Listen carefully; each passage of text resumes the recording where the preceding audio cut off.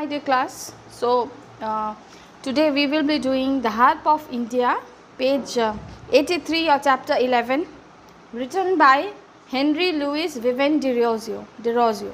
Okay, so in the first page 83 we will be knowing about his the struggle that he does during his childhood and his education. We are talking about his education and we talk about how he was so much interested and how he got to learn a lot from them, David Drummond. Okay, that was an inspiring, a very much academy, a school where he went and we got to explore a lot. So that we will be learning here in the first page. I'll not just read, you all go through, and if you find any difficulty, okay, do ask me. So he was born on 10th of April in 1809. Okay, he comes from a Portuguese and a kind of like a mixed family. Okay, he is mixed, his mother is English, so sorry, his wife is English, that mixed blend he is. Okay, then what we see, he writes about racism. He is much more interested in Bengal Renaissance. Okay, so then he is knowing about about his family. It's not much said. Okay, but we understand that he got to learn a lot from the school, the academy where he went, that is David Drummond. Okay, there. So in that helped him in shaping his future ambition. His ambition was to write, okay, and he wrote several stories also. So when he enjoyed amateur theatricals and cricket and participated in other sports that boys of his age took pleasure in, de Rosio's chief delight was reading. I said no, he was much more interested in reading. So he strove to understand the thoughts embodied in the works of poets, novelists, dramatists and philosophers till the last day of his life, and philosophy remained his passion. Okay, so he was only interested in that. So now what happens after leaving the academy, David Drummond's academy, at the age of 14, de Rosio became a clerk in the same company where his father held a highly responsible position. So he came back to his family and he looked after where his father was working. So however, de Rosio was not interested in the drudgery of the text.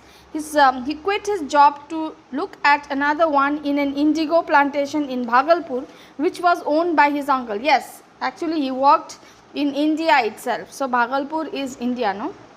So what happened? He was not interested to the business that his father used to do. He felt it quite boring. So he wanted to do of his own. Okay, so there was close to Janghira a rock isle in the Gangas, which was a favorite hunt of the holy men at that time. So started to walk in Bhagalpur, one of the companies. Okay, what he sees there, see, you can see a picture. So de Rosio saw a fakir sitting meditating on a rock in the middle of the river, and the young man's imagination was fired. The result was the poem The Fakir of Janghira. So he saw one fakir who was meditating. So when he saw that, he started to, usually poets and writers, what happens, they start to imagine things, no?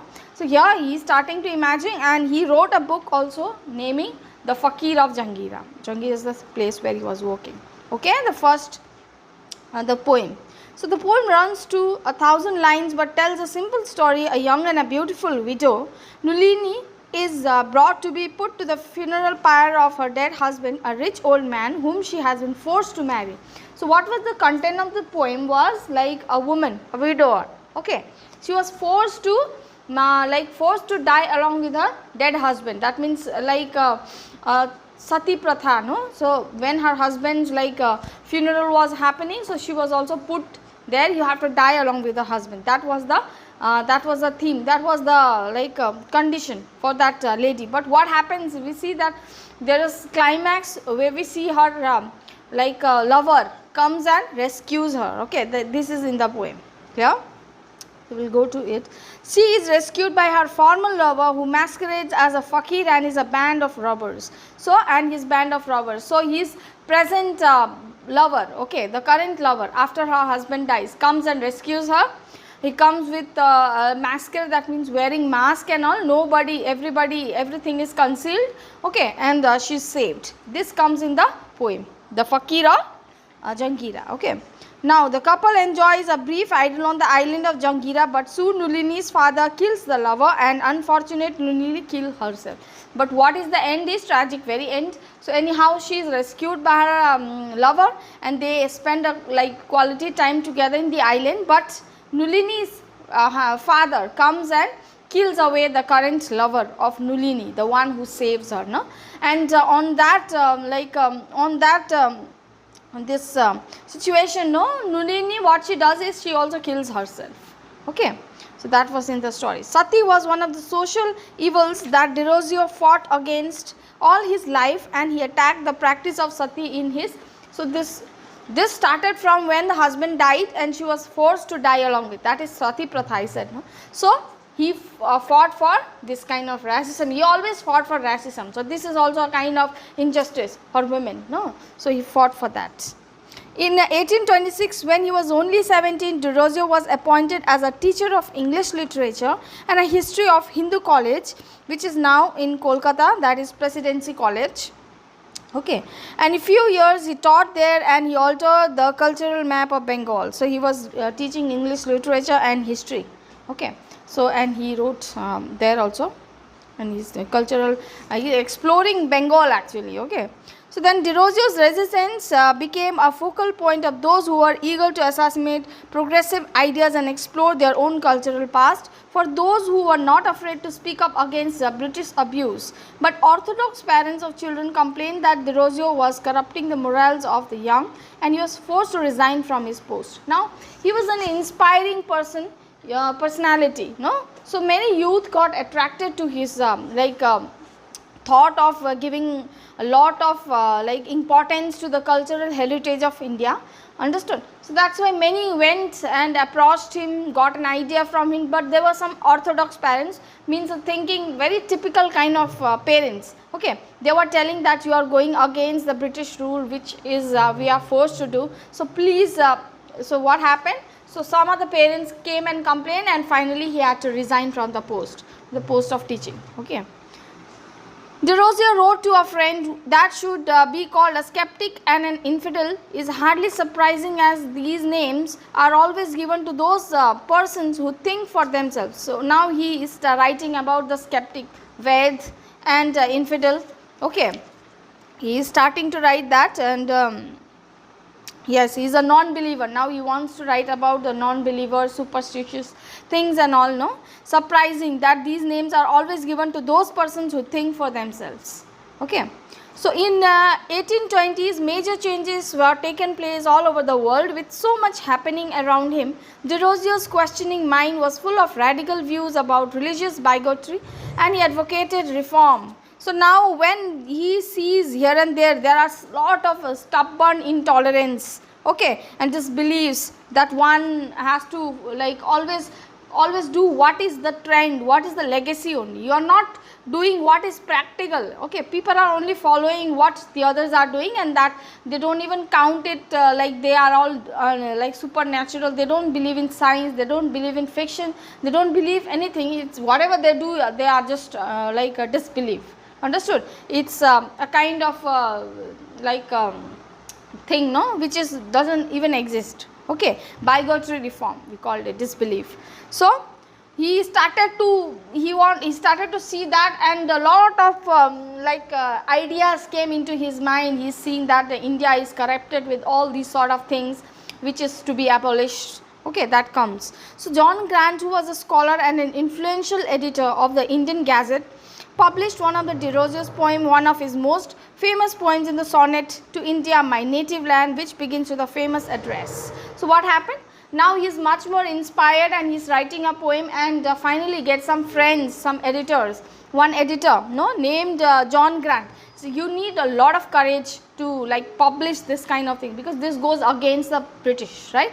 So he takes guts and he publishes one of the poem written by Derozio, that is My Native Land, India, in his Indian Gazette. Okay, so my country is thy days of glory past, a beauteous halo circled around thy brow. So this was kind of lines that was in the poem. Now what is the poem, what is inside the poem is, this is a kind of English poetry, okay, is constituting the first expression of the Indian nationalist thoughts in English and reveals his deep patriotism. This is all about his patriotic, what India is all full of glorious past, no, since history. India is India is a gem. India is surrounded always with that beauteous, bounteous miracles, lot of beauty, lot of richness, okay, which is never like people corrupt it with all superstitious beliefs and all. Okay, so he is arousing deep patriotism that he has inside in this poem. So what further? Yes. Then through his poems of the flavor of, yes, another sonnet, Harp of India, ends thus: harp of my country, let me strike the strain. So what happened? Derozio is representing the first echo of the Western ideas that had begun to take root in the Indian soil. The harp is a Western musical instrument, and this harp is actually a musical instrument that is usually found in India only. Okay. So how seamlessly the East and the West meet in a single line, this is what Derozio has aimed at. So East and West, even the British also, they got inspired to many things that what India used to do. That's why they came over there and then wanted to wanted to explore India, no. So Derozio launched East Indian, a daily newspaper for the Eurasian community, and exhorted his fellow Eurasians to unite and cooperate with native Indians. Now he tried his best to unite East and West through his writing, okay, and he succeeded also through it. Derozio succeeded in his aim of lending to a distinctive Indian personality through English. Tried his best to show that yes, India has a great personality. He used Indian imagery, Indian mythology and Indian themes and sentiments. At the same time, we found the influence of Greek mythology in his poetry. In one of his sonnets, he talks of the waters of Lethe and his wish to escape from the fever and the fright of, that means through his writing, he tried his best to explore India, okay, so that in the mind, not only the people living in the East, also the West gets attracted to the beauty of India, okay, through his writing, because they follow in English writing. So this was the idea, so that the people can understand what he wants to write about India. It's nothing wrong. Okay, a wistful melancholy pervades most of Derozio's poems. Their themes are either death, freedom, patriotism, love for the transitoriness of life. So this was based his lot of pain, agony, pathos, and the beauty of India. He used to write about India only. Okay, so in December 1831, at the tender age of 22, he died. He dies in a very tender age, a young age, that is 22, due to cholera, okay, a kind of disease which is a kind of incurable disease. Okay, so Derozio's genius and natural abilities were accompanied by that tendency of purpose, that steady application and determination which leads to success. Derozio was diligent and active, and not a youth who could sit down to enjoy the bread of idleness. Yeah, if he wanted, he would just get walk into one of the company and then settle down, no. But he didn't do. He tried his best to explore what is within him. He wanted to explore India. He wanted to explore Bengal. Okay, and also that the East, the West, the whole world gets to know about the richness, about the beauty of India, and somewhere he succeeded. And his motive was to abolish kind of racism. Okay. So he succeeded through his writing. So Derozio is truly an inspiration to the young. Yes, he was an inspiration to many young people. Okay, some followed and some, due to those orthodox parents, they couldn't follow. But anyhow, we would see that definitely the positive positive element is left even after his death. There are beautiful stories and poems written by Derozio which we still know, and it is very inspiring. It is about patriotism and so on. Okay, so I hope the story is now clear, children. If you have any doubts, please do ask me. Okay, and we shall do one more chapter in the next video. Thank you.